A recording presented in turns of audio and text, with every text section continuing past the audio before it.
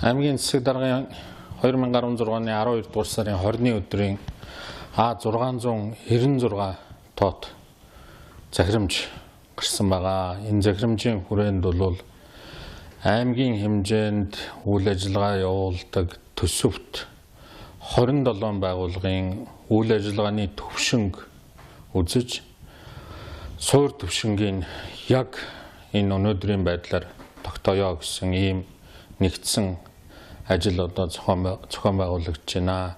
За энэ ажлын хүрээнд аймгийн засаг даргын орлогч Мөнхбаатар даргаар ахлуулсан. За миний бие ахалсан. Засаг даргын тамгын газрын бодлогын хэлтсийн 6 дарга ахалсан. Ингээд нийт 8 ажлын хэсэг энэ сарын 21-ээс 23-ны өдрүүдэд Төв аймгийн энэ засаг даргын харьяа агентлаг газрууд төсөвт байгууллагуудад үзлэг шалгалт ингэж хийж байна. Тэгээ энэ удаагийн үзлэг шалгалт бол өмнө манай Төв аймагчууд бол бас мэдж байгаа. 27 сумандаа хийгддэг байсан. За өнгөрсөн 7 хоногт сумдын үйл ажиллагааны суур төвшинг тогтоогод ирсэн.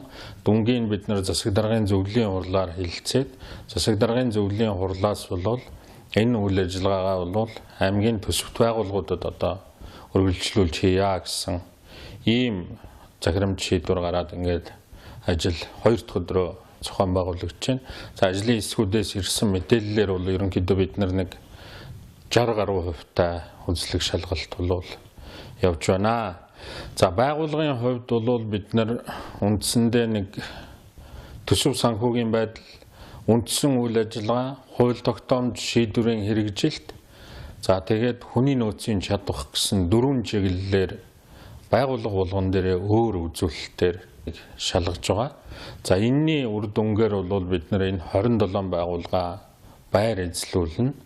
За ололттой сайн тал энэ бол бусад байгууллагуудад одоо нутагшуулах, хэвшүүлэх, сурталчлах ажлыг зохион байгуулна. За саар, дутагдaltaй, засах шаардлагатай тийм ажлуудын бол бид нар дор бүрэн дүнгийн хурал хийгээд ийм ажлуудаа бол та бүхэн сайжруулаа гэсэн чиглэлийг өгөөд явж байна. Тэгээд энэ шалгалтын үр дүн бол цаад утгаараа бол иргэддээ олон нийтэд төрийн үйлчилгээг хүртээмжтэй, чанартай хүргэх байгууллагуудын маань үйл ажиллагаа юм одоо нэг төвшөнд авчих ийм зорилготойгоор хийж байгаа ажиллаа.